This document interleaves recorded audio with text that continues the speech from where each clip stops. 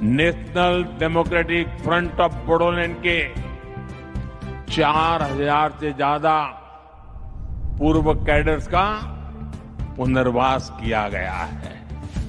कितने ही युवाओं को असम पुलिस में नौकरी दी गई है।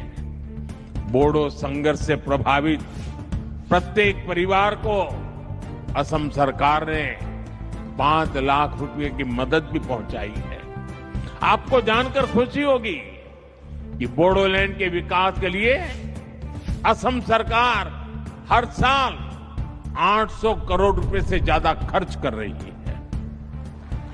इटू आमी आमार भारतर प्रधानमंत्री नरेंद्र मोदी डांगरियार एटा बाइक आमी दृष्टिगोचर होइसे खूब इटुक লৈ পেলাই आमी खूब दुख पाइছো। एटिया सा आमार भारतर प्राइम मिनिस्टार तेखेते कोनो दिन मिसा कथा कबा नोवारे।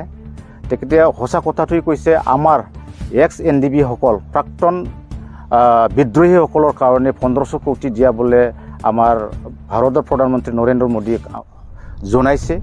एटुक লৈ পেলাই आमी आसरित হৈছো। এই 1500 कोटीটো आनि পেলাই आमार बिटिसिर सीएम प्रमोद बर, इउजी ब्रह्म, रनगोरा नार्जारी आरो आमार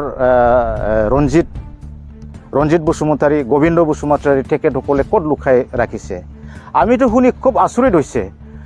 এতিয়া आमार एक्स एनडिबी हकलर कारणे बोले এতিয়া कि 4 लाख दिया बोले কৈছে, কিন্তু 4 लाख दिया নাই, लोन हिसाबे दिছে কিছুমানক। इयो सम्पूर्ण मानुह आमार केडारসকলক কোনো দিয়া হোৱা নাই। আৰু आसाम पुलिसत चाकरी दिया बोले কৈছে 4000 प्राक्तन विद्रोहीक माने चाकरी दिया बोले কৈছে आसाम बेटेलियनत। एटुई आमी प्रमोद बर डांगरियाक एटा कुवेश्चन करिब बिचारिছো जे एटुई कुवेश्चन आमार এই विद्रोही प्राक्तन विद्रोही कले एक्स एनडिबी हकले আজি तारिखत कत चाकरी करि আছে, एपइन्टमेन्ट केতিয়া दिছিলে আৰু তেখেতসকলে কোনটো ডিস্ট্ৰিক্টত কাৰ এসপিৰ আন্ডাৰত মানে আমি এটুই বিচাৰিছে হেতৰ ওয়াৰ্কিং কত ওয়াৰ্কিং কাম কৰি আছে। তেখেতসকলে মানে আইসি হয় অফিসাৰ হয় কোনটো হেৰিত কাম কৰি আছে এইটো আমি আমাৰ লিষ্ট ডকুমেন্টস সহকাৰে আমাক লাগে। এইটো প্ৰমোদ বৰ ডাঙৰীয়া আমাক দিব লাগে, আমি এইটো জনাইছো। আৰু এটা কথাটো আমি শুনি আচৰিত হৈছো,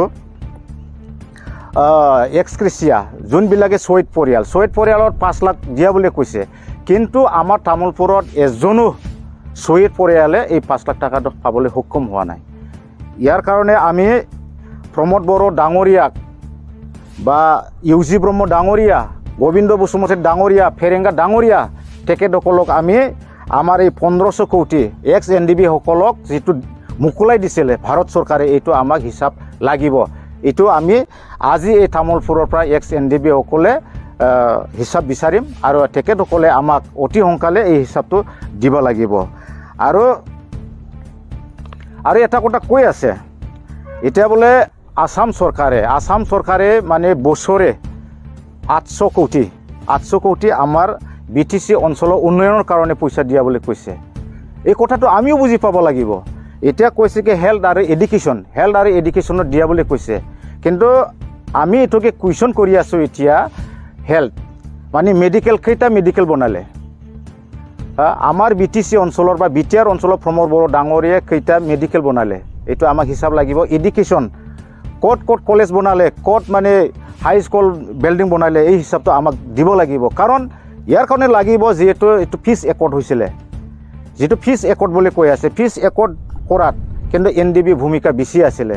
গতিকে এনডিবি সকলৰে এই আসাম গভৰ্ণমেণ্টে বছৰে 800 কোটি দিছে। এতিয়া 4 বছৰ হৈছে, 4 বছৰত কেমন হ'ব, 3200 কোটি হ'ব। এই 3200 কোটিৰ হিচাপটো আমাকো লাগিব। গতিকে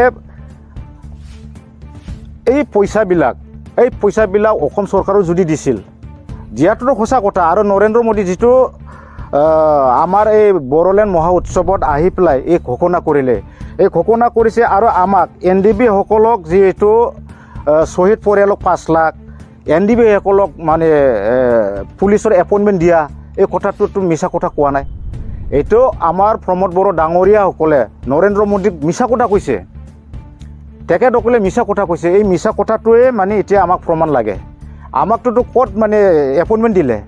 এটাও NDB ল'ৰাবিলাকে একত হোৱাৰ পাছত এটাও NDBয়ে কোনো পুলিচত কোনো জইন হোৱা নাই আৰু কোনো এক্সক্ৰিচিয়া শ্বহীদ পৰিয়ালক হয়তো এটা দুটা দিব পাৰে, কিন্তু আমাৰতো শ্বহীদ পৰিয়াল মানে 5,000ৰো অধিক আছে, তেখেতসকলক মানে দিয়া নাই। এইটো মিছা মিছিকৈ নৰেন্দ্ৰ মোদীৰ ডাঙৰীয়াৰ আগত এইটো ক'বলৈ দিয়াটো আমাৰ কাৰণে খুব দুৰ্ভাগ্যজনক এই কথাটো। ডাঙৰীয়া, তেখেতক আমি শুকাই দিছোঁ, আপোনাৰ পাৱাৰটো সদায় নাথাকে, এই হিচাপটো এদিন নহয় এদিন আমাক NDB সকলক দিবাই লাগিব। এইটো আমি কৈছোঁ। প্ৰমোদ বড়োৰ যিটো নীতি, এই নীতিটো আমি ভাল পোৱা নাই। কাৰণ কিয় ভাল পোৱা নাই? আমি ভাৰত বুৰঞ্জীত পঢ়িবলৈ পাইছিল ঔৰংজেবৰ বুৰঞ্জী। ঔৰংজেবে কি কৰিছিলে? নিজৰ ভাইসকলক চব হত্যা কৰি পেলাই নিজৰ দেউতাকক জেলত ৰাখি পেলাই এই ৰজা হৈছিল। ঠিক তেনেকৈ কি কৰিলে? NDB ভাইসকলক অন্যায়ভাৱে জিন্দাই মাৰিছে। NDB সকলে আজি তাৰিখত খাব নোপোৱাৰ কাৰণে উনাই বনাই ঘূৰি আছোঁ। আমাৰ চুক্তিমতে আছিলে প্ৰাক্তন খেদাৰসকলক মানে যিকোনো পেৰামিলিটাৰী হওক, BSF, আৰ্মি, আসাম পুলিচ ইয়াত ৰিক্ৰুট কৰাৰ কথা আছিলে, কিন্তু এজনো আজি নিদিলাক।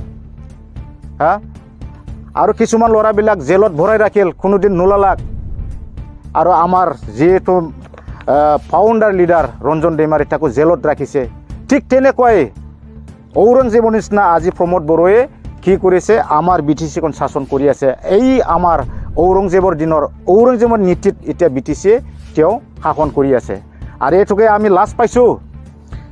যেতিয়া নৰেন্দ্ৰ মোদী ডাঙৰীয়াই ভাষণ দিছিল, এই সময়ত কি কৰিছিলে? আমাৰ UG ব্ৰহ্ম, ৰণগৰা প্ৰমোদ বড়ো, আমাৰ আপচুৰ সভাপতি দীপেন বড়ো, তেখেতসকলে একদমবাৰে হাঁহি পেলাই হাত চাপৰি মাৰি আছে। কিন্তু আমি খুব লাজ পাইছোঁ আৰু দুখিত আজি তাৰিখত NDBৰ ইমান ডাঙৰ এটা ঘোষণা কৰাত তেখেতসকলে একদমবাৰে ফূৰ্তিৰ হাত চাপৰি মাৰি আছে। কিন্তু নৰেন্দ্ৰ মোদী ডাঙৰীয়াই যি কথা কৈছে এইটো চব মিছা। হয়তো নৰেন্দ্ৰ মোদী সঁচা বুলি ভাবিছে, কাৰণ প্ৰমোদ বড়ো, গোবিন্দ, দীপেন বড়োহঁতে কৈছে কি NDBৰ সমস্যা সমাধান হৈ গ'ল।